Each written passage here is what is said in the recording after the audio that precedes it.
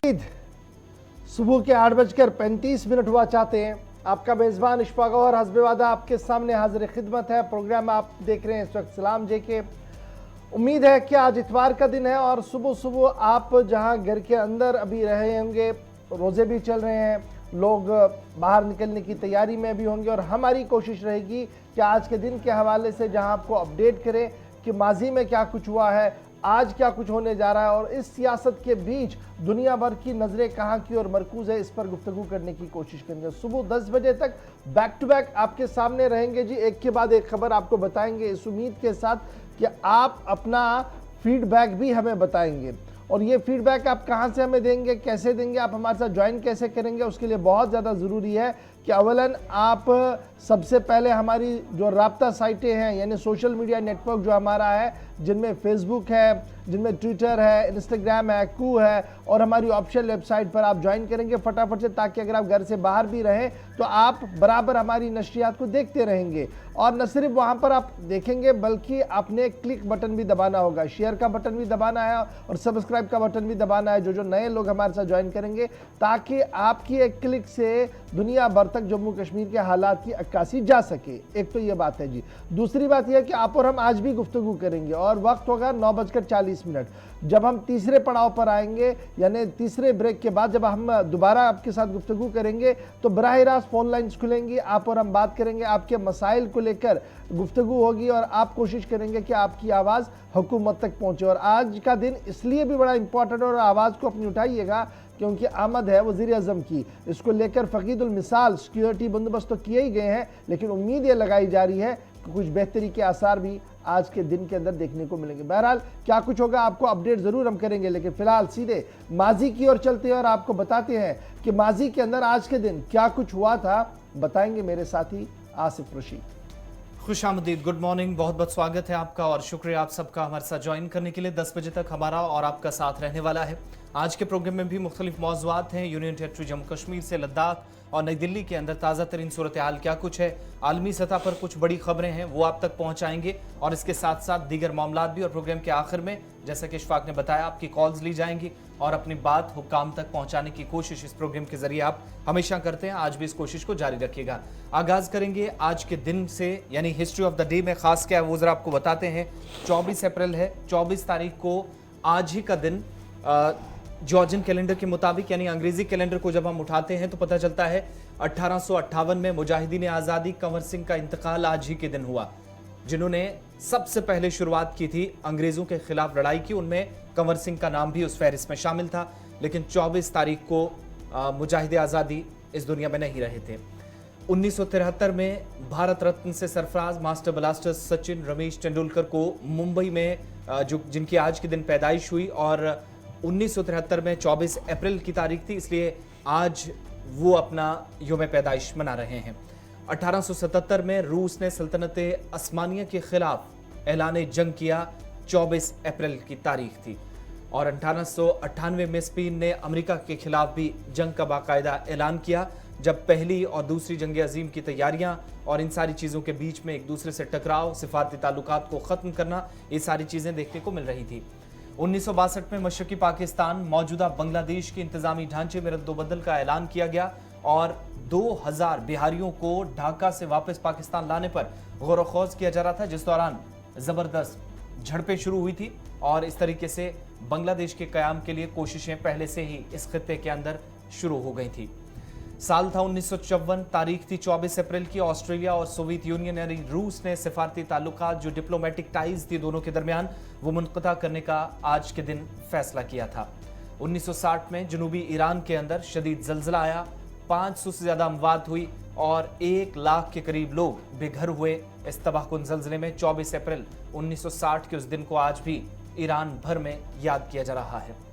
1920 में पोलैंड की अफवाज ने भी यूक्रेन पर आज के दिन हमला किया और आज आप देखेंगे 2022 में रूस ने यूक्रेन पर हमला किया है, यानी कुल मिलाकर 100 साल पहले और 100 साल बाद भी यूक्रेन के खिलाफ मुख्तलिफ मालिक की लड़ाइयाँ जारी हैं और पहले पोलैंड और अब जाकर रूस का हमला 2022 में 100 साल पहले आज के दिन भी हमला ही हुआ था, जिसमें बहुत नुकसान यूक्रेन ने उस वक्त भी उठाया था। एक बड़ा हिस्सा इससे कट कर रह गया था और एक और नई जद्दोजहद खित्ते के अंदर शुरू हुई थी।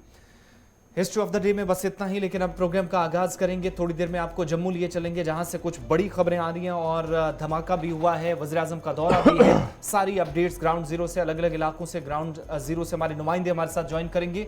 लेकिन आगाज प्रोग्राम का वादी कश्मीर से करेंगे, जहां पर सिक्योरिटी फोर्सेज का मुश्तरका ऑपरेशन कल बाद दोपहर शुरू हुआ था, लेकिन अभी जब हम आपको अपडेट कर रहे हैं 8:40 पर, तो सिक्योरिटी फोर्सेज साउथ कश्मीर के इस इलाके के अंदर ऑपरेशन में अब भी मसरूफ हैं। चलिए जनाब, शुरुआत आसिफ ने तो करी थी कि आपको जरा कल रात जो ऑपरेशन शुरू हुआ था कुलगाम इलाके के अंदर, उसकी अपडेट से आज शुरुआत करते हैं। और खबर इस वक्त ये है कि इस ऑपरेशन कुलगाम एनकाउंटर के अंदर 2 इंतहाई मतलूब तरीन मिलिटेंट मारने का दावा पुलिस की तरफ से किया गया है और दोनों का ताल्लुक ममनुआ तंजीम जैश-ए मोहम्मद से बताया गया है। और आईजीपी कश्मीर ने अपने ट्वीट पर जो जानकारी दी है उसके मुताबिक दोनों की शिनाख्त भी हो गई है। सुल्तान पठान और उसके साथ साथ ज़बीहुल्लाह, दोनों का ताल्लुक पाकिस्तान से है और ये इंतहाई मतलूब तरीन कमांडर्स में थे। 2018 से कुलगाम, शोपियां, इन दोनों अजला के अंदर ये एक्टिव थे। और कल एक मुसद्दिका इत्तला मिलने के बाद जब ऑपरेशन शुरू किया गया तो अब यह खबर सामने आ रही है कि दोनों मतलूब तरीन मिलिटेंट जो है, जो 2018 से कुलगाम और शोपियां के अंदर एक्टिव थे, सुल्तान पठान और ज़बीहुल्लाह, दोनों एनकाउंटर के दौरान मारे गए हैं। ये बड़ी डिटेल्स इस वक्त आ रही है। रात को पहले एक के मारने की खबर आ रही थी, अब दोनों मिलिटेंट मारे गए हैं। दोनों के बारे में इतला जो है वो आईजीपी कश्मीर की तरफ से दी गई और खबरसार इदारों के मुताबिक 9 राष्ट्रीय राइफल और पुलिस, कुलगाम पुलिस का मुश्तरका ऑपरेशन जो है वो मिरहमा इलाके के अंदर शुरू किया गया, जहां पर इंटेलिजेंस एजेंसीज को यह इतला मिली थी कि यहां पर मिलिटेंटों की मौजूदगी है, जिसके बाद कोऑर्डिनेट सर्च ऑपरेशन एनकाउंटर में तब्दील हुआ। और इब्तिदाई एनकाउंटर के दौरान ही इस बात की तस्दीक हुई कि एक मिलिटेंट मारा गया। चूंकि कल फिर रमजानुल मुबारक का महीना भी चल रहा है, अफ्तार और फिर नमाज का वक्त था, इसको देखते हुए भी सिक्योरिटी एजेंसीज ने अपनी हिकमत अमली को तब्दील किया और रात भर इंतजार करने के बाद आज सुबह इस पूरे एनकाउंटर को खत्म कर दिया गया और सर्च ऑपरेशन भी लगभग इस वक्त खत्म हो गया। तो इस तरीके से 2 मिलिटेंटों के मारे जाने की तस्दीक, एक का नाम सुल्तान पठान और दूसरा ज़बीहुल्लाह, और दोनों के बारे में कहा जा रहा है कि दोनों पाकिस्तान के हैं और कैटेगरी वाले मिलिटेंट थे, एक कैटेगरी के मिलिटेंट थे और 2018 से कुलगाम और शोपियां में ये लगातार एक्टिव थे। अभी तक की अहम और बड़ी खबर जो कुलगाम में रात देर के ऑपरेशन शुरू हुआ था, उस हवाले से अभी तक की बड़ी डिटेल्स हमारे पास आ रही है। सीधे चलेंगे जी कुलगाम, जहां से अब्दुल हमीद भी हमारे साथ ज्वाइन करेंगे ताकि मजीद डिटेल्स उनसे हम कलेक्ट कर सके और पता करें कि मौजूदा वक्त के अंदर क्या कुछ सूरत हाल इस वक्त बन रही है। हमीद जरा अपडेट कीजिएगा, अब जो खबर आ रही है कि दोनों मिलिटेंट मारे गए हैं, ऑपरेशन भी क्लोज हो गया है, क्या कुछ जमीनी सूरत हाल है? हाँ जी गौर, ये रात भर तो कंटिन्यू उन्होंने वो ऑपरेशन रखा था कि क्योंकि घेराव रखा था। मुझे शक था कि 4 मिलिटेंट का जो ग्रुप है वो वहाँ पे सरगर्म है, मगर सुबह होते होते वहाँ पे फायरिंग भी की गई मगर जवाबी कार्रवाई कुछ नहीं आई।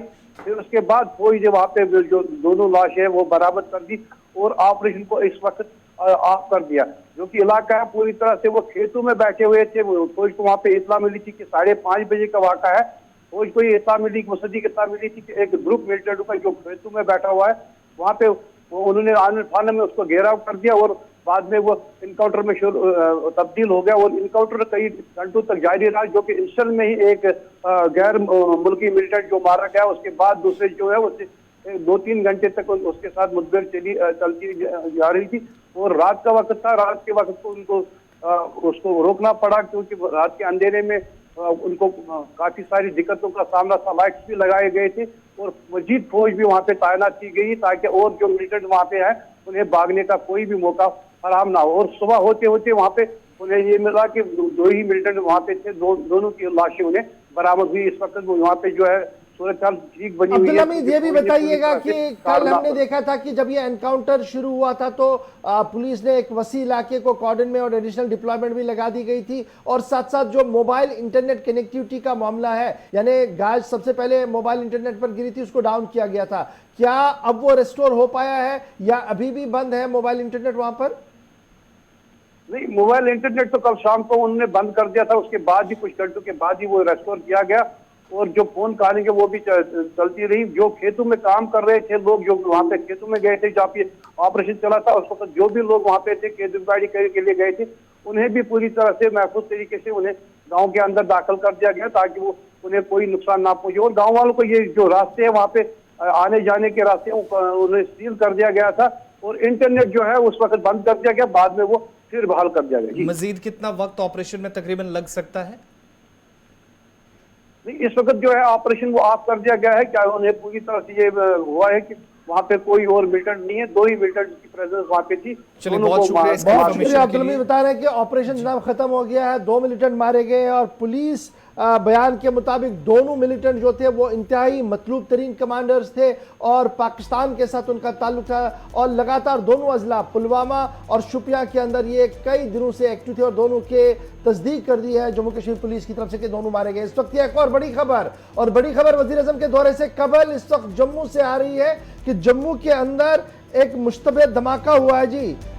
खेत के अंदर धमाका हुआ है ललियान गांव बिश्ना के अंदर। अभी तक की सबसे बड़ी खबर सामने आ रही है कि वजीर आजम के दौरे से कबल बिश्ना जम्मू के अंदर धमाका होने की खबर सामने आ रही है और यह माना जा रहा है कि तकरीबन 12-13 किलोमीटर उस इलाके से दूर है जहां पर वजीर आजम का दरबार आज सजने जा रहा है।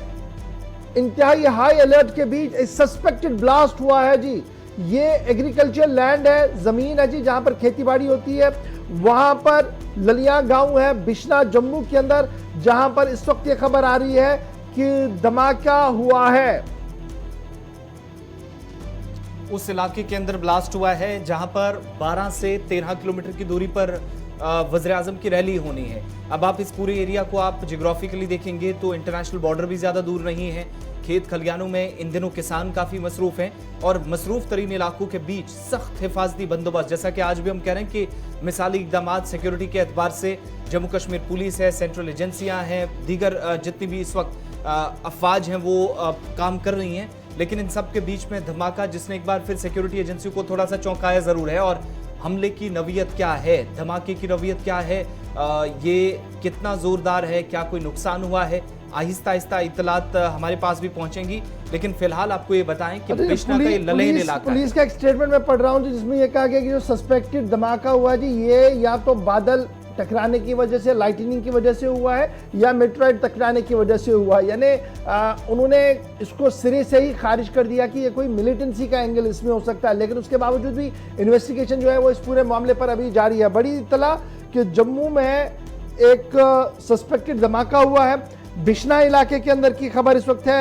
ये तकरीबन 12 से 13 किलोमीटर उस इलाके से दूर है जहां पर वजीर आजम ने रैली करनी है और रैली से ये तकरीबन 12-13 किलोमीटर की दूरी पर यह इलाका है। ताहम फकीदुल मिसाल सिक्योरिटी का बंदोबस्त जो है वो किया गया है इस वक्त एंटायर जम्मू के अंदर, कश्मीर के अंदर, जहां पर लगातार ये सूरत हाल बनी हुई थी कि क्या कुछ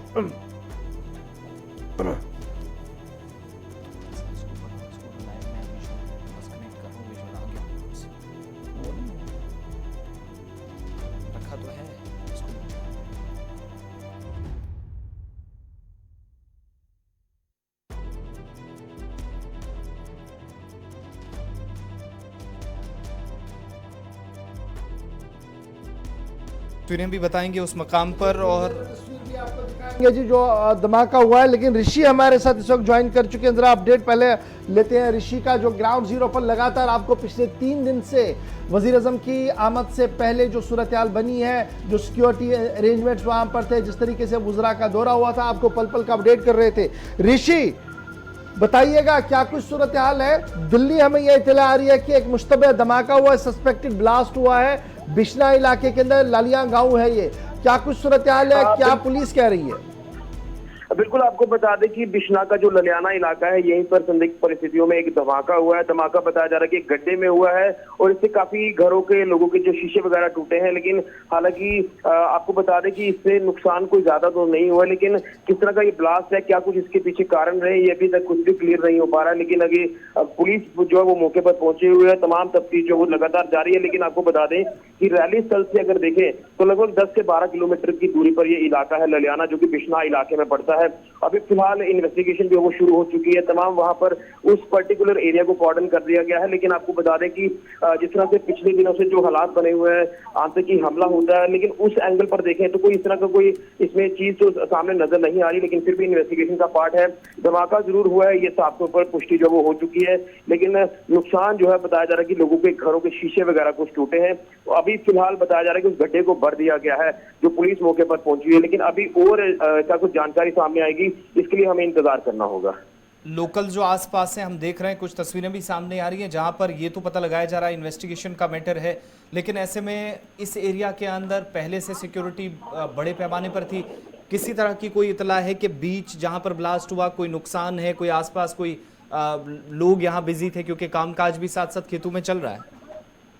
बिल्कुल, आपको बता दें जिस तरह से ये धमाका हुआ, धमाका बताया जा रहा है कि गड्ढे में हुआ है धमाका, यानी खेतों वाली साइड पे जो ये धमाका हुआ है। हालांकि इसकी बताएं यहाँ पर आवाज काफी ज्यादा आई है और काफी नुकसान जो बताया जा रहा है कि लोगों के घरों के शीशे टूटे हैं। इससे ज्यादा नुकसान जो अभी रिपोर्ट नहीं हुआ है, लेकिन जिस तरह से इन्वेस्टिगेशन शुरू हो चुकी है, तमाम पुलिस के जो अधिकारी है वो भी मौके पर पहुंचे हैं और इन्वेस्टिगेशन इसमें शुरू कर दी है। लेकिन क्या कुछ तफ्तीश इसमें सामने आती है, इसके लिए हमें इंतजार करना होगा। लेकिन अभी तक इस तरह का कुछ भी स्पष्टीकरण नहीं हो पा रहा कि ये धमाका आखिर किस वजह से हुआ है, क्या कोई इसके पीछे और कारण है। हालांकि आपको बता दें कि कई बार सिलेंडर ब्लास्ट भी होता है, लेकिन ये सिलेंडर ब्लास्ट का मामला नहीं है, क्योंकि जो गड्ढे में धमाका हो रहा है तो इसके पीछे क्या एंगल है, क्या कारण है, ये कुछ देर में क्लियर हो जाएंगे। लेकिन फिलहाल अभी पुलिस टीम मौके पर पहुंची है और गड्ढे को जो भर दिया गया है।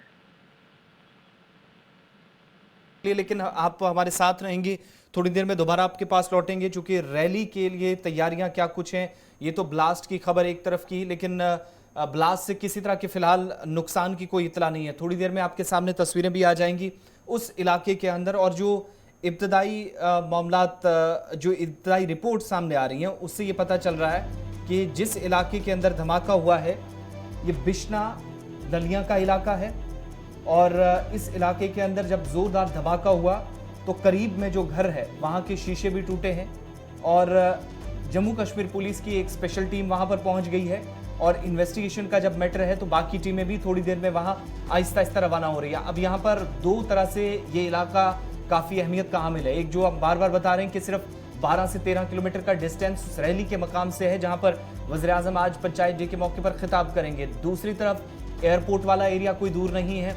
इसी तरीके से तीसरी साइड आप जाएंगे तो इंटरनेशनल बॉर्डर पाकिस्तान के साथ लगा है, और चौथा एरिया जो है वो शहर के बीचों बीच कनेक्ट करता है राब्ता सड़कों के जरिए। यानी हर तरफ इस एरिया को, जहां पर धमाका हुआ, इसके चारों अतराफ सेंसिटिव एरियाज हैं। आर्मी एस्टेब्लिशमेंट भी बहुत दूर है, हालांकि ज्यादा नजदीक नहीं है, लेकिन एरिया ऐसा जरूर है। अगर तस्वीरें आई हैं तो जरा प्ले कर दीजिएगा। फिलहाल किसी तरह के जानी नुकसान की कोई इतला नहीं है। मौके पर पुलिस इस वक्त मौजूद है। खेत के बीच ये धमाका हुआ है, ओपन फील्ड में हुआ है, लेकिन धमाका किस नौइयत का था ये इस बात से भी अंदाजा लगाया जा सकता है कि ललिया इलाके के अंदर जब ये ब्लास्ट हुआ तो करीबी जो घर था, जो मकान है, उसके शीशे भी टूटे हैं। इस तरह की इतलात हमारे पास हैं और कुछ तस्वीरें भी आहिस्ता आहिस्ता आना शुरू हो गई हैं।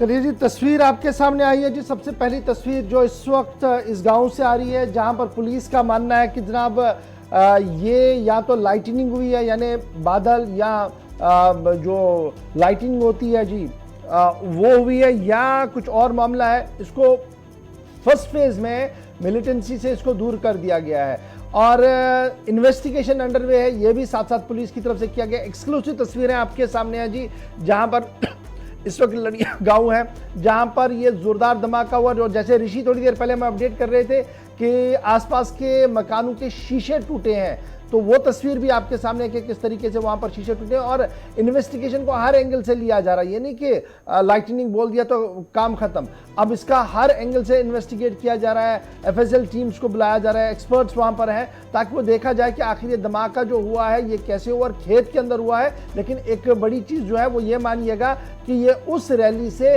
12-13 किलोमीटर की दूरी पर है। एंटायर जम्मू सिक्योरिटी कॉर्डन के अंदर है, एंटायर जम्मू के अंदर ट्रिपल ईयर सिक्योरिटी है। लेकिन उसके बावजूद जिस तरीके का ये मुश्तबिया धमाका हुआ है तो सिक्योरिटी एजेंसियां भी अलर्ट है और आसपास के गांव के लोग भी काफ़ी चौकन्ने दिखे, अलर्ट दिखे, जिन्होंने फौरन से बेशतर इस पूरे मामले पर काबू करने की कोशिश भी की है। पुलिस बड़े पैमाने पर इस पूरे मामले की तहकीकात करिए। तस्वीर आपके सामने है। चलिए अब अगली खबर पे चलते हैं और जैसे जैसे इस पर अपडेट आएगा साथ साथ आपको बताएंगे, क्योंकि बात जम्मू प्रोविंस की हो रही है तो जम्मू के अंदर हलचल काफी ज्यादा है, सिक्योरिटी इदारे मुतहरिक हैं। सीधा आपको पल्ली पंचायत लिए चलते हैं, क्योंकि जम्मू के अंदर जहां पर आज थोड़ी देर में आपको पल्ली पंचायत भी लिए चलेंगे, लेकिन उससे पहले आपको बताएं कि एनकाउंटर जो 2 दिन पहले जम्मू के अंदर हुआ था और उसके बाद हमला भी सुबह सुबह जो इतला आई थी जिसमें एक एएसआई की जान गई थी, इस मामले पर अब मजीद तहकीकात आगे बढ़ रही हैं और पुलिस की तरफ से अब कार्रवाई की जा रही है। जहां पर हम पहले आपको बता चुके हैं कि जो एनआईए के चीफ हैं वो कल एनकाउंटर मकाम का, एनकाउंटर साइट का दौरा करने के बाद अब ये अंदाजा लगाया जा रहा है कि अब एनआईए के हाथ ये केस जा सकता है। लेकिन फिलहाल अभी तक सुंजवां के अंदर जो एनकाउंटर हुआ, मिलिटेंट्स की मदद करने वालों के खिलाफ भी अब पुलिस ने नकेल कसना शुरू कर दी है और ताज़ा तरीन जानकारी के मुताबिक उस ट्रक ड्राइवर को पकड़ लिया गया है, गिरफ्तार हो चुका है, जिस पर यह इल्जाम है कि उसने सांबा से सुंजवां तक इन सभी लोगों को, यानी 2 मिलिटेंट्स जो एनकाउंटर में मारे गए थे, इनको यहां पहुंचाने में मदद की है। दोनों लोग मारे गए थे, 2 मिलिटेंट्स थे पाकिस्तानी पुलिस के स्टेटमेंट के मुताबिक, और साउथ कश्मीर के पुलवामा से इसकी गिरफ्तारी हुई है। लेकिन एक शख्स अब भी बताया जाता है कि इस केस से जब तहकीकात आगे बढ़ेंगी तो वो फिलहाल फरार चल रहा है। जैसे गिरफ्तारी होगी मजीद पता चलेगा, लेकिन पुलिस के बयान को अगर सही माने तो गिरफ्तारी के साथ साथ जो शनाख्त हो पाई मिलिटेंट्स की, एक तो पाकिस्तानी कि एक इनमें से जो कि पश्तो जुबान बोलने वाला था, ये अभी तक पुलिस की तरफ से जो इनिशियल इन्वेस्टिगेशन हुई है उसका हिस्सा एक एक करके निकल कर सामने आया। 2-3 चीजें जी इसमें जो पुलिस ने कल दावा पेश किया है वो जरा आपके सामने रख दिया। कहा गया कि ये जो ट्रक ड्राइवर थे इन्होंने जी इंटरनेशनल बॉर्डर से इनको पिकअप किया और सुंजवां तक ले आए, एक तो इन पर ये इल्जाम है, और दूसरा लॉजिस्टिक सपोर्ट रात को प्रोवाइड किया, यानी रात को रहने का अरेंजमेंट भी करवाया, जिसके बाद सुबह सुबह ये हमला हुआ है। और अब ये सामने कैसे आया?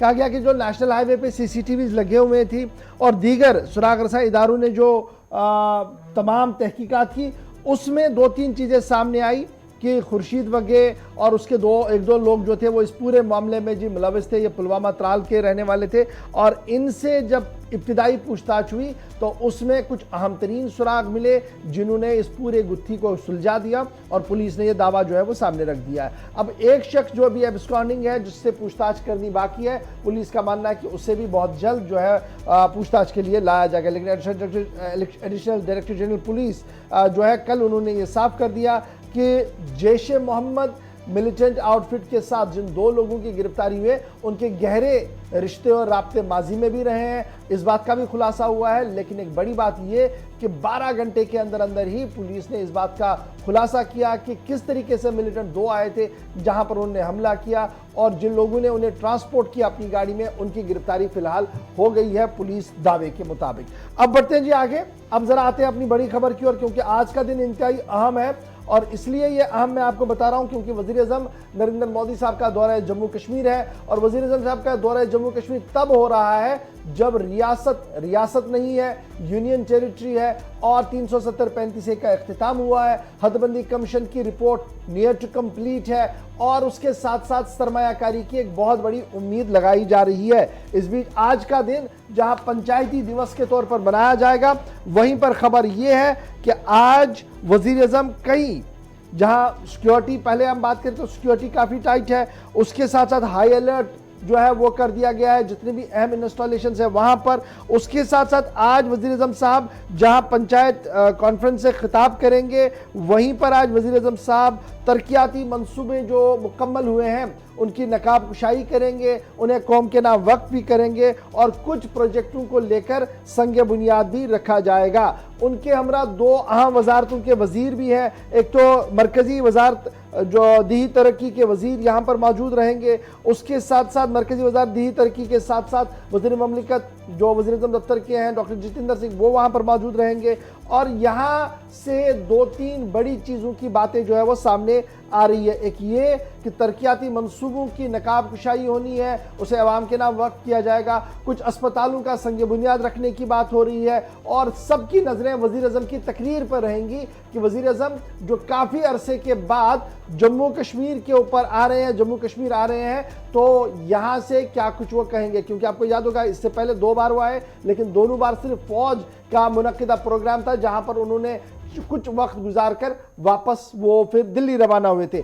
सिक्योरिटी सूरत हाल की सबसे पहले हम जायजा लेने की कोशिश करेंगे और आपको सीधे पहले श्रीनगर लिए चलेंगे। साहिल इकबाल हमारे साथ है। तस्वीरें आप श्रीनगर की भी देख रहे हैं, जहां पर जलसा जम्मू में, लेकिन सिक्योरिटी का बहुत सख्त माहौल जो है, निज़ाम जो है वो श्रीनगर के अंदर, न सिर्फ श्रीनगर के अंदर बल्कि वादी कश्मीर के मुख्तलिफ अजला से इस वक्त देखने को मिला है। साहिल, कहां पर आप खड़े हैं और अपडेट कीजिएगा, क्या कोई सिक्योरिटी आपको आपके लेफ्ट राइट दिख रही है? और पॉलिटिकल गलियारों में, श्रीनगर की पॉलिटिकल गलियारों में वज़ीर आज़म के दौरे को लेकर किस तरीके की चिमेगोइयां चल रही हैं?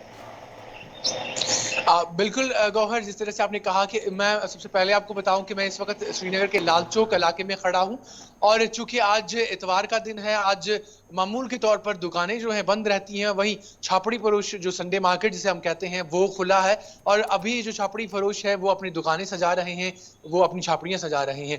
तो सिक्योरिटी के हवाले से बात करें तो सिक्योरिटी के हवाले से पिछले एक हफ्ते से लगातार हम देख रहे हैं कि वादी कश्मीर के मुख्तलिफ अजला से हमें खबरें मौसूल हो रही हैं और खासकर श्रीनगर की अगर हम बात करें तो 2 दिन पहले ही हमने देखा कि श्रीनगर के लाल चौक इलाके में जो है फीमेल और मेल जो सिक्योरिटी एहलकार है वो तैनात किए गए और उन्होंने जामत तलाशियां यहां पर ली और एक किस्म का एरिया डोमिनेशन हमने देखा और इस तरह की कई जगहों पर हमें जो है वाक़ात देखने को मिले। खासकर श्रीनगर की बात करें तो पिछले कुछ दिनों से लगातार हम देख रहे हैं कि नाके लगाए गए हैं, सिक्योरिटी चेक्स लगाए गए हैं और आज भी इसी तरह के हमें नाके सिक्योरिटी चेक्स देखने को मिल रहे हैं जहां पर लोगों को रोका जाता है, फिर वो 2 व्हीलर्स पे हो या गाड़ियों में हो, उनको रोका जाता है, उनकी जो है डॉक्यूमेंट्स या उनके आई कार्ड्स वगैरह चेक किए जाते हैं और उसके बाद फिर उन्हें आगे जाने की इजाजत दी जाती है। वहीं सियासी गलियारों की बात करें तो जैसे ही प्राइम मिनिस्टर नरेंद्र मोदी के दौरे की बात हुई तो हमने बहुत सारे सियासी लीडरान से बात करने की कोशिश की और बहुत सारे सियासी लीडरान जो हैं अपने अपने तरीके से इस जो विजिट है इसको देख रहे हैं। वहीं कुछ एक सियासी लीडरान जो हैं ये भी तवक्का कर रहे हैं कि प्राइम मिनिस्टर का दौरा जो है वो जम्मू कश्मीर के लोगों के लिए एक अच्छा दौरा होगा क्योंकि आर्टिकल 370 की मनसूखी के बाद पहला दौरा होगा और वो तवक्का कर रहे हैं कि उनकी जो लोगों की, जम्मू कश्मीर के लोगों की जो जायज मांगे हैं चलिए आप स्टैंड बाय पे रहिएगा, हमारे साथ जम्मू भी चलती है। रितिका राजपूत हमारे साथ ज्वाइन कर चुके हैं। रितिका, अपडेट कीजिएगा कि जम्मू में क्या कुछ, हम श्रीनगर जब देख रहे थे तो साहिल अपडेट कर रहे हैं जनाब सिक्योरिटी का बड़ा जबरदस्त अरेंजमेंट है जी, लेकिन सबकी नजरें जम्मू रहेंगी जहां पर प्रधानमंत्री थोड़ी देर के बाद आएंगे और अपनी बात भी रखेंगे, कुछ प्रोजेक्ट का इनॉग्रेट करेंगे, लेकिन फिलहाल ग्राउंड जीरो पर आप हैं तो सेंस क्या कुछ क्या आप कर पा रहे हैं, किस तरीके का माहौल है और कितना उत्साह आप देख पा रहे हैं प्राइम मिनिस्टर के विजिट को लेकर जम्मू के अंदर? की अगर मैं बात करूं तो यहाँ पे सेफ्टी सिक्योरिटी के जो इंतजाम जो कि पहले से ही काफी सख्त चल रहे थे, लेकिन सुजमा अटैक के बाद यहाँ पे सिक्योरिटी में किसी भी प्रकार की चूक ना हो इसका खास ख्याल रखा जा रहा है। तमाम जितने भी नाके लगाए गए हैं जम्मू की अगर मैं बात करूं, यहाँ पे तमाम नाकों पे हमें जम्मू कश्मीर पुलिस के जवान और तमाम जो आर्म फोर्स के यहाँ पे जवान है वो हमें यहाँ पे मौजूद दिखे। चेकिंग जो है वो लगातार चल रही है, लोगों के डॉक्यूमेंट चेक किए जा रहे हैं, पूछताछ भी की जा रही है। और आपको बता दूं कि जो भी हाईवेज हैं, रिंग रोड है, फिलहाल वहां पे नो पार्किंग जोन जो है वो कर दिया गया है और उसके अलावा जितने भी होटल्स यहाँ के नामी होटल्स हैं उन्हें भी यहाँ से एक तरीके से आज के लिए पूरे तरीके से बंद रखा गया और मूवमेंट जो है लोगों की वो भी आज अगर बात करूं शाम तक बंद ही रहेगी। एक चीज और भी बताइएगा, शहर के बीचों बीच चूंकि जहां पर आप खड़ी हैं लग रहा है नेशनल हाईवे है, हाईवे के ऊपर क्या मूवमेंट किसी तरीके से प्रभावित है, रोकी गई है आज? क्योंकि जिस रूट से प्राइम मिनिस्टर को जाना है वो हाईवे से होकर पल्ली पंचायत की तरफ जाएगा। जी आपको बता दूं अगर मैं हाईवे की बात करूं तो वहां पे फिलहाल के लिए रूट आज के लिए हैवी मोटर व्हीकल्स और लाइट मोटर व्हीकल्स के लिए टोटली जो है वो चेंज कर दिए गए हैं, क्योंकि जहां से प्रधानमंत्री का दौरा होगा वहां से किसी को भी आने जाने की जो सहूलियत मिलती है वो आज के दिन नहीं मिलेगी। तो कहीं ना कहीं लोगों को दूसरे रूट बताए गए हैं, एडवाइजरी जारी की गई थी, उन्हें जानकारी भी पहुंचाई गई ताकि आज के दिन किसी भी प्रकार की दिक्कत जो है वो जनता जनार्दन को ना हो और पीएम के दौरे में किसी भी प्रकार का कोई खलल ना पड़े। तो रितिका ये बताइएगा जो आम नागरिक है वो कैसे इस पूरे दौरे को देख रहे हैं, क्या कुछ उनका कहना है? आम नागरिकों की अगर मैं बात करूं, काफी कुछ उत्साह जो है लोगों में हमें देखने को मिला। चेकिंग के लिए भी अगर लोगों को रोका जा रहा है तो उनकी तरफ से पूरी तरीके से एक समर्थन जो है वो पुलिस को दिया जा रहा है। उनसे किसी भी प्रकार की आपत्ति जो है वो अभी तक हमें देखने में नहीं मिली। जहां आप देख सकते हैं कि जब भी चेकिंग हो रही है, जहां पे भी लोगों की तरफ से पूरे तरीके से कोऑपरेट जो है पुलिस को किया जा रहा है, क्योंकि वो पीएम की सिक्योरिटी सेफ्टी के मुद्दे को बहुत अच्छे से समझते हैं। एक चीज और भी जानना चाहेंगे कि अलग अलग हम देख रहे हैं कश्मीर प्रांत से भी और जम्मू के अलग अलग डिस्ट्रिक्ट से जो सरपंच हैं, पंचेस हैं, डीडीसीज, वो तमाम लोग आए हैं। ठहरने का या आने जाने का क्या उनका प्रबंध है, कहाँ पर उनको रोका गया है? और आज सुबह सुबह क्या पहले वो पल्ली पंचायत पहुंच चुके हैं या फिर रात भर से ही उनको वहां पर रोका गया है? जी नहीं, अगर मैं बताऊं आपको, जो सिक्योरिटी फोर्सेज हैं उनकी ड्यूटीज वहां पे पहले से हैं, लेकिन पार्टिसिपेशन जिन भी आम लोगों की या फिर पंचायती से जुड़े हुए जितने भी लोग मेंबर्स हैं उनके लिए अलग से बसेस लगाई गई हैं, जो कि समय पे 11 बजे तक उन्हें वहां पे पहुंचाने का कार्य करेंगी। उसके अलावा जितने भी मीडिया पर्सन होंगे, जो भी वीआईपी होंगे, उनको पुलिस कंट्रोल रूम से पहले पूरी चेकिंग के साथ उनके कार्ड चेक किए जाएंगे। उसके बाद उन्हें वहां पे पल्ली पंचायत में पहुंचाने का कार्य जो है वो किया जाएगा। रितिका, ये बताइएगा क्या प्रधानमंत्री के पूरे कार्यकाल जो आज का प्रोग्राम है, क्या इस पर कोई डिटेल आई है कि कितने बजे वो टेक्निकल एयरपोर्ट पर पहुंचेंगे, उसके बाद कितने मिनट के बाद वो पल्ली पंचायत पहुंचेंगे और कितनी देर तक वहां पर वो रुकेंगे? क्या कोई प्रोग्राम इस बारे में शेयर किया गया या अभी उस बारे में कोई बात नहीं रखी गई है? जी, अभी तक अगर मैं बताऊं तो 11 बजे का समय जो है वो जितने भी लोग वहां जाने वाले हैं उन्हें सिर्फ 11 बजे का समय बताया गया है कि प्रधानमंत्री का आगमन जो है वो 11 बजे होगा। पर अगर मैं बात करूं सेफ्टी के हिसाब से पूरा एग्जैक्ट टाइम जो है वो शायद नहीं बताया जा रहा है, क्योंकि प्रधानमंत्री जो है एयरपोर्ट से डायरेक्ट जो है पल्ली पंचायत पहुंचने का कार्य करेंगे और इसी को मद्देनजर रखते हुए पहले से ही शायद इस चीज को वो पूरे खुले तरीके से निकाल के बाहर नहीं रखना चाहते हैं।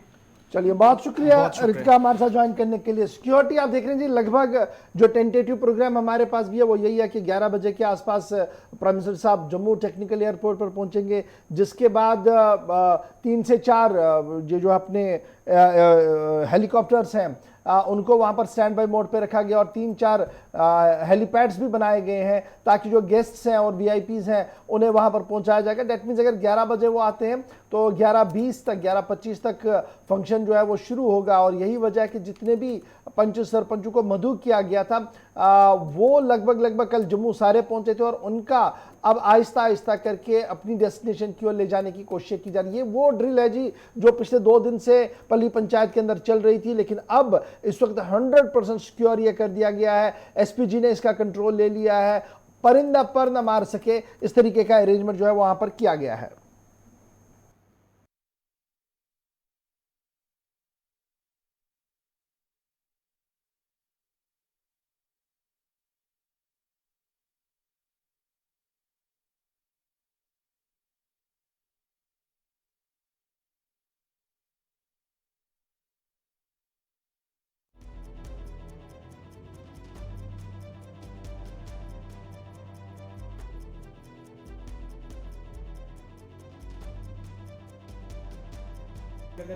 चौक से इस वक्त हैं, तैयारियां वहां पर भी चल रही थी।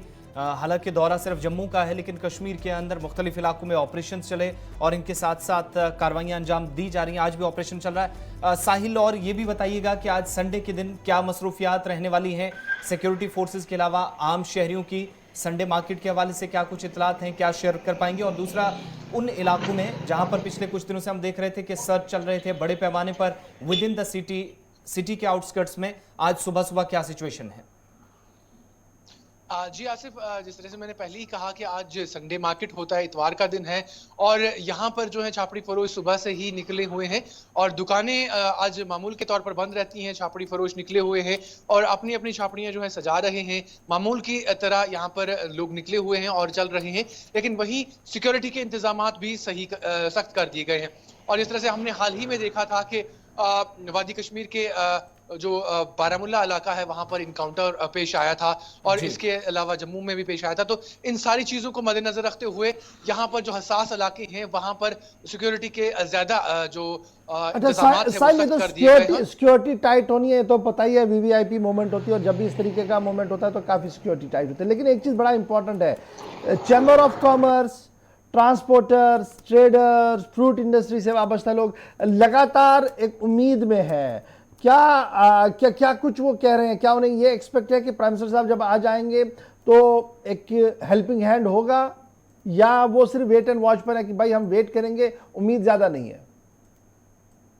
बिल्कुल गौहर, जिस तरह से आपने कहा कि हम पिछले कुछ एक दिनों से लगातार लोगों से बात कर रहे हैं, फिर चाहे वो आम शहरी हो या सियासतदान हो, सभी की इस दौरे पर नजरें टिकी हुई हैं। वहीं आम शहरियों की अगर हम बात करें, जिस तरह से आपने कहा चैम्बर वाले हैं या फ्रूट ग्रोवर्स हैं, तो वो कह रहे हैं कि पिछले कुछ एक सालों में जिस तरह यहाँ की इकोनॉमी को लॉस हुआ है, ठेकेदारों की बात करें, उनकी लायबिलिटीज अभी भी बाकी हैं, तो वो बड़े उम्मीद लगाए हुए हैं इस पर कि शायद इस दौरे में वो कुछ ऐसा किसी ऐसे पैकेज की बात करें जो आम शहरियों को जो है राहत पहुंचा सके। वहीं डेली वेज मुलाजमीन जो हैं उनके लिए कोई राहत की। चलिए, बहुत शुक्रिया जी साहिल, आपके पास दिन में दोबारा लौटेंगे, आप नजर बनाए रखिए। रविंदर शर्मा साहब हमारे साथ है, कांग्रेस के तर्जुमान हैं, और डॉक्टर हरबख्श सिंह साहब भी हमारे साथ, पीपल्स डेमोक्रेटिक पार्टी के तर्जुमान, हमारे साथ ज्वाइन कर चुके हैं। सबसे पहले शर्मा साहब, बहुत बहुत शुक्रिया सर, गुड मॉर्निंग, ज्वाइन करने के लिए हमारे साथ।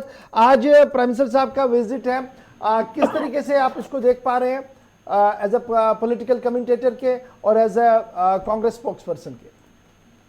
देखिए, बात यह है कि प्रधानमंत्री जी 2 साल 8 महीने के बाद जम्मू कश्मीर में आ रहे हैं। जम्मू कश्मीर के राज्य का दर्जा डाउनग्रेड करने के बाद, यूटी बनाने के बाद और 370 के एब्रोगेशन के बाद, तो उम्मीदें तो लोगों को हैं। और हमने भी कल आल पार्टी की तरफ से ये मांग की है कि जो आपने फ्लोर ऑफ द पार्लियामेंट में कहा है कि राज्य का दर्जा बहाल करेंगे, हम तो उम्मीद करते हैं कि उनको ऐलान करना चाहिए कि राज्य को का दर्जा जो है जम्मू कश्मीर को जो सजा दी थी वो खत्म होनी चाहिए जम्मू कश्मीर के लोगों की। और पहली तो हमारी यही मांग है और उम्मीद है कि वो कोई इशारा करेंगे अगर नीयत ठीक हुई, क्योंकि फ्लोर ऑफ द पार्लियामेंट पे कोई बात कही गई है। और दूसरी बात यह है कि 24 अप्रैल का दिन जो है वो कांग्रेस पार्टी को भी इतिहास याद है कि ये 73rd अमेंडमेंट लागू किया था देश भर में। उस वक्त राजीव गांधी जी की देन है और नरसिम्हा राव जी की सरकार 24 अप्रैल 1992 को कि 73rd जो है पंचायत राज निजाम जो है देश भर में कायम हुआ था, और उसी का आज दिन है। और उस 73rd को मुख्तलिफ फेजेज में 2014 तक वो कानून जो है जम्मू कश्मीर में बनाए गए, जिसका 3 टायर सिस्टम जो आप देख रहे हैं। अभी भी उसमें कई चुनाव नहीं हुए, लेकिन ये बहुत ही डेमोक्रेसी के लिए एक अहम दिन है कि जैसा भी है वो स्ट्रक्चर के आज पंचायत राज निजाम जो है वो देश भर में ग्रास रूट लेवल पे अगर है तो वो 73rd की देन है, वो सारा देश जानता है। इसलिए उस तरीके से तो राष्ट्रीय महत्वता का ये दिन है। और वो जहाँ आ रहे हैं, और बहुत बड़ी अनएम्प्लॉयमेंट जम्मू कश्मीर में है, 25% अनएम्प्लॉयमेंट जम्मू कश्मीर में है, और जो कि आज तक का इतिहास है, और देश में दूसरे नंबर पे जम्मू कश्मीर है। तो दूसरी मांग हमारी भी है और युवाओं की उम्मीद है कि कोई एम्प्लॉयमेंट पैकेज भी अगर वो देंगे, क्योंकि बहुत बड़ी तादाद PhD, MPhil, MA graduates, technocrats, professional graduates, post graduates वो अनएम्प्लॉयड हैं। तो जम्मू कश्मीर मिलिटेंसी ग्रस्त है, इसलिए इसको अलग चश्मे से देख के यहाँ के युवाओं के लिए राहत आनी चाहिए। अब जरा शर्मा साहब, बड़ा इंपॉर्टेंट है, मैं इससे पहले कि डॉक्टर साहब के पास चलूँ, जरा आप ही से पहले एक बात पूछूं, क्योंकि आप जर्नलिस्ट भी रह चुके हैं, बड़ा एक्सपीरियंस है आपका, हर एक खबर को परखते हैं आप और उसके बाद ही आप भी कमेंट करते हैं। लेकिन बड़ा सवाल ये है कि प्राइम मिनिस्टर साहब जब आ रहे हैं, आप खुद कह रहे हैं कि जनाब स्टेट का दर्जा हो, स्टेट के दर्जे को लेकर तो वज़ीर दाखिला साहब, होम मिनिस्टर साहब ने एक क्रोनोलॉजी हमें समझा दी है कि पहले जनाब ये पूरा प्रोसेस होगा, उसके बाद चुनाव होने हैं और चुनाव के बाद ही आपको स्टेटहुड मिलेगा। तो हाउ वी एक्सपेक्ट कि प्राइम मिनिस्टर साहब आज अचानक से कोई अनाउंसमेंट करेंगे? एक तो ये सवाल है मेरा, और दूसरा ये है कि जहां तक अनएम्प्लॉयमेंट का सवाल है, ये स्टेट ने टैकल करना है। प्राइम मिनिस्टर साहब किस तरीके से आज ये अनाउंसमेंट करेंगे कि 1 लाख लोगों को हम जी रोजगार देंगे? इज इट पॉसिबल कि प्राइम मिनिस्टर के मन से इस तरीके का जवाब आए या सवाल आए? देखिए, पहली बात तो जो आपने कही, गौर साहब बहुत वेटरन जर्नलिस्ट है, सवाल उल्टा करके आपको फंसाते हैं। लेकिन ये किसी गीता या कुरान या बाइबल में नहीं लिखा कि होम मिनिस्टर साहब ने एक क्रोनोलॉजी समझा दी कि एक बात कह दी। जब फ्लोर ऑफ द हाउस पे कहा था कि जल्द ही राज्य का दर्जा बहाल होगा, उस वक्त ये शर्तें नहीं थी। आज ये शर्तें क्यों? एक तरफ से सरकार कहती है कि हमने आतंकवाद का खात्मा कर दिया, आतंकवाद का सफाया कर दिया। चलो मान लिया कि वो कश्मीर में रोज सिलेक्टिव टारगेटेड किलिंग भी होती है, जम्मू में भी शहर में हमला हो जाता है, और वो होता ही रहा। 35 साल हमने आतंकवाद से झेला, खत्म भी किया, कम भी किया, चुनाव भी होते रहे, राज्य का दर्जा भी रहा। राज्य का दर्जा कहीं पर रुकावट नहीं आतंकवाद से लड़ने के लिए। यूटी में क्या कमाल हो गया जो राज्य में नहीं हो सकता है। इसलिए ये शर्तें नहीं रखनी चाहिए। आपके अपने लोग हैं, देश के लोग, जम्मू कश्मीर के, हमको सजा क्यों? हम ये कहते हैं कि प्राइम मिनिस्टर साहब तो प्राइम मिनिस्टर है ना, होम मिनिस्टर साहब की अपनी सूझबूझ और उसमें वो किसी वक्त भी रिव्यू हो सकता है। और हमने कहा कि आपने ये कहा तो उस शर्त को हटाइए। राज्य का दर्जा बहाल करने से कॉन्फिडेंस बिल्डिंग मेजर होगा। जम्मू कश्मीर लोग चुनाव चाहते हैं, आतंकवाद अलग एक मसला, वो चलता रहेगा, उसके साथ लड़ते रहेंगे। आप फिर वहीं पर आ गए ना। ठीक है जी, मैं आऊंगा दोबारा आपके बस स्टैंड में रहिएगा। मेरे साथ डॉक्टर साहब भी ज्वाइन कर चुके हैं, हरबख्श सिंह साहब। सिंह साहब बहुत शुक्रिया सर, गुड मॉर्निंग। आप डबल इन्विटी है मेरे लिए। एक ये कि आप उस डेमोक्रेटिक इंस्टीट्यूशन के इलेक्टेड हिस्से हैं और दूसरा एक पॉलिटिकल पार्टी को आप रिप्रेजेंट भी करते हैं एज ए तर्जुमान के। तो ये डॉक्टर हरबख्श सिंह साहब बताइएगा कि आपकी नजर में वज़ीर-ए-आज़म साहब का जो दौरा है, पीपल्स डेमोक्रेटिक पार्टी इसको कैसे देख रही है, सबसे पहला बड़ा सवाल। और दूसरा जो ज़मीनी सवाल इसके साथ है वो ये है कि डॉक्टर हरबख्श सिंह जो खुद भी एक इलेक्टेड रिप्रेजेंटेटिव है, पीआरआई है, वो किस तरीके से आज के दिन को देखते हैं, कितना इंपॉर्टेंट और हिस्टोरिकल दिन ये आज बन रहा है। अकबर साहब शुक्रिया, आपने मौका दिया बोलने का इस विषय पे, क्योंकि जो आज का विजिट है, जहां तक मैंने अखबारों में पढ़ा, जहां तक आप मेरे इलेक्टेड रिप्रेजेंटेटिव होने का कहते हैं, उस बारे में हमें कोई ना हमारी कोई इनविटेशन था, ना हमें उस बारे में कोई पता है। अखबारों से ही पता चला। ये जो पंचायती राज इंस्टीट्यूशन का आज हम दिन मना रहे हैं, 73rd अमेंडमेंट 92 या 93 में हुई थी, जैसे कि रविंद्र शर्मा जी ने ऑलरेडी बोला। तो लेकिन मामला ये है कि जिस दिन को मनाया जा रहा है उसके मैक्सिमम रिप्रेजेंटेटिव्स को इस बारे में पता ही नहीं है। और पिक एंड चूज पॉलिसी के तहत क्या खर्चा करके इतना करोड़ों रुपया, ये वर्चुअल भी हो सकता था, यहाँ से बसों में बिठाना, 2 दिन होटलों में बिठाना, फिर वापस लाना। तो 10 पंचायतों में और सोलर सिस्टम लग रहे थे, पावर के बड़े क्राइसिस चल रहे हैं, आप देख रहे हो रोजू में क्या हाल है। तो as a political activist, as a spokesperson मैं आपको बताऊंगा कि ज्यादा कोई बड़ी उम्मीद नहीं है, क्योंकि इसको नाम ही पंचायती राज दिन का दिया गया है और इसमें हम एक्सपेक्ट करेंगे कि बड़े ऐलानात होंगे, बड़ी चीजें होंगी, मैं नहीं मान रहा हूँ। और जैसे कि प्रोजेक्टों की बड़ी बात की जा रही है, मैं आपको कहता हूँ कि सबसे बड़ी दिक्कत जो है, जो हमारी ब्यूरोक्रेसी है और जम्मू कश्मीर की यूटी की एडमिनिस्ट्रेशन है, अगर उसको 73rd अमेंडमेंट पढ़ाई जाए, इनको ट्रेनिंग दी जाए, या तो ये समझना नहीं चाहते। आज तक इन्होंने इम्प्लीमेंटेशन 2 साल में कहाँ किया, और 2 साल में जो 73rd अमेंडमेंट है अभी इनको समझ नहीं आ रही है। अभी 19 डिस्ट्रिक्ट ऐसे हैं जहां स्टैंडिंग कमेटियां 2 साल में नहीं बनी हुई है।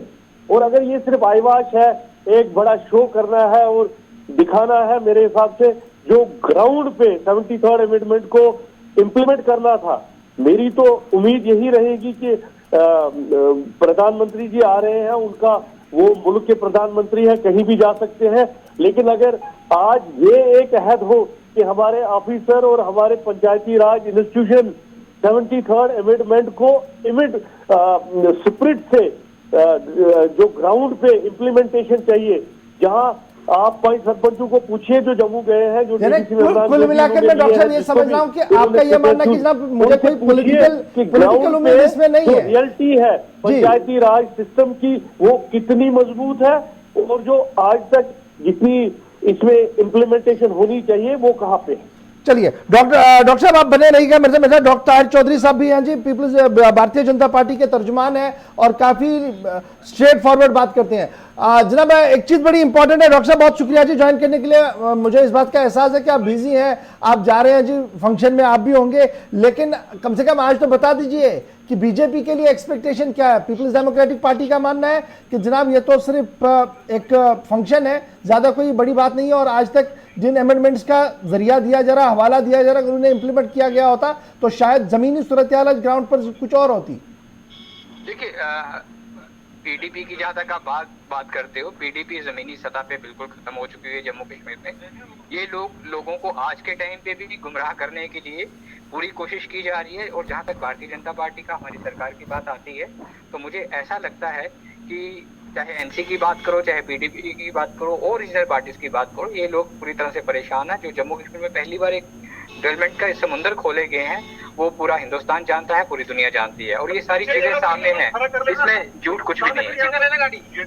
नहीं, बात तो यही है ना कि अमेंडमेंट्स को लेकर इतना हंगामा था, वो तो आज तक इंप्लीमेंट ही नहीं हुई है, और जहां मुख्तलिफ डिस्ट्रिक्ट्स के अंदर स्टैंडिंग कमेटियां बनानी थी वो तो हो ही नहीं रही है, और हम दिवस भी बना रहे हैं। अच्छी बात है, प्राइम मिनिस्टर साहब आए, लेकिन वो दरस भी दे यहाँ पर, ताकि पूरी तरह से इन लेटर एंड सेपरेट ये मामला हो पाए। देखिए गौहर साहब, इन लोगों को ये चीज आप पूछिए कि इन लोगों ने अपने सरकारों के टाइम पे क्या किया। और जनाब ये थोड़ी ना, ये मेरे सवाल का थोड़ी ना जवाब कि इन्होंने क्या किया। जनाब 2 साल से आप ही से देखिए हम लोग जो कर रहे हैं वो पूरी दुनिया जानती है, जम्मू कश्मीर का आवाम जानता है, और ये चीजें हम कह नहीं रहे। भारतीय जनता पार्टी देश की वाहिद एक पॉलिटिकल पार्टी है, जो चीज कहते हैं वो करते हैं, और हम हकीकत में ग्राउंड के ऊपर जो काम कर रहे हैं वो सामने नजर आ रहा है। जो चीजें 70 साल में नहीं हुई थी वो पहली बार जम्मू कश्मीर में इंप्लीमेंट भी हो रही हैं। जो प्रोजेक्ट्स बाहर से प्रधानमंत्री साहब ने जो सपने जम्मू कश्मीर के लिए देखे थे वो चीजें रियलिटी में सामने आ रही हैं, और ये जम्मू कश्मीर का आवाम अच्छी तरह जानता है, और हमें इन लोगों के सर्टिफिकेट की कोई जरूरत भी नहीं है। तो क्या आज कोई पॉलिटिकल मूव देखने को मिल सकता है? गौहर साहब, मुझे लगता है कि इस इशू के ऊपर अगर हम कल बात करें या शाम को बात करें तो ज्यादा बेहतर होगा। बहुत सारी चीजें प्रधानमंत्री साहब की ऐसी होती हैं जो उनके दिल के अंदर होती हैं, और लास्ट मोमेंट पे ही पब्लिक के सामने रखते हैं वो। चलिए, बहुत शुक्रिया जी डॉक्टर साहब हमारे साथ ज्वाइन करने के लिए। मैं जरा जब वापस चलता हूँ, शर्मा साहब कह रहे हैं कि जनाब ये जरा अपने टेन्योर को भी देखिए, फिर हमने देख लिया, हमने जी समंदर खोल दिए हैं और आहिस्ता आहिस्ता करके समंदर का पानी जो वो बह रहा है जो जम्मू कश्मीर के अंदर। समुद्र का पानी में जम्मू कश्मीर के लोग डूब जाए ये उम्मीद नहीं थी। हम तो उम्मीद करते हैं कि ठीक है, आपने जो किया था 5 अगस्त के बाद अब बहाली करनी चाहिए। राज्य का दर्जा बहाल करने के लिए आपने जो सवाल पूछा था, ये पॉलिटिकल डिसीजन होते हैं, और इसमें कहीं कानून की किताब में नहीं लिखा है कि चुनाव पहले फिर ये होगा। तो हमने 3 मांगे कल ऑल पार्टी अपोजिशन की तरफ से भी मांग की, उसमें कांग्रेस, एनसी और बाकी पार्टियां जो है वो शामिल थी, वो सोशल ऑर्गेनाइजेशन। हमने कहा कि 3 ऐसी बातें हैं जिन पे ऊपर विवाद नहीं है किसी का भी। तो बीजेपी के डॉक्टर ताहिर चौधरी साहब भी अगर सीटी चौक में ये कह दे कि हमें स्टेट नहीं चाहिए और फिर घर चले जाए, मैं इनको मुबारकबाद दूंगा। हर आदमी चाहता है कि राज्य का दर्जा फौरी तौर पर बहाल हो। दूसरी कि डिलिमिटेशन जो है वही हदबंदी ही बुनियाद है फ्री फेयर असेंबली इलेक्शन का। अगर उसी में गड़बड़ है, इतनी बड़ी खराबी है, तो इलेक्शन से पहले इसका मतलब हम मान लें कि धांधली हो गई। इसलिए हमने मांग की है कि उसको टोटल रिव्यू किया जाए, रिविजिट किया जाए, उसको दुरुस्त किया जाए, और उसको ठीक करके, जैसे कि लोगों को एक कॉन्स्टिट्यूंसी में 2 कॉन्स्टिट्यूंसी क्रॉस करके तीसरी कॉन्स्टिट्यूंसी के साथ जोड़ दिया। बहुत सी खामियां हैं विद इन असेंबली सेगमेंट। एक कॉन्स्टिट्यूंसी 1,92,000, 1,88,000, 1,86,000, 1,80,000 पॉपुलेशन की है। दूसरी कॉन्स्टिट्यूंसी 37,000, 54,000 पॉपुलेशन की भी है। इसलिए बहुत सी बातें जिसको विस्तार से मैं कहना चाहता। तीसरी बात हमने कही कि early election to Jammu Kashmir assembly under statehood, अगर ये बात वो करते हैं तो कुछ बहाली होगी। और दूसरा, आपने तो कहा कि प्राइम मिनिस्टर साहब एम्प्लॉयमेंट नहीं, डॉक्टर मनमोहन सिंह जी ने हजारों आंगनबाड़ी सेंटर्स और ये चीजें दी थी, ये जानते हुए कि जम्मू कश्मीर में अनएम्प्लॉयमेंट है, जहां हम मिलिटेंसी से भी जूझते हैं।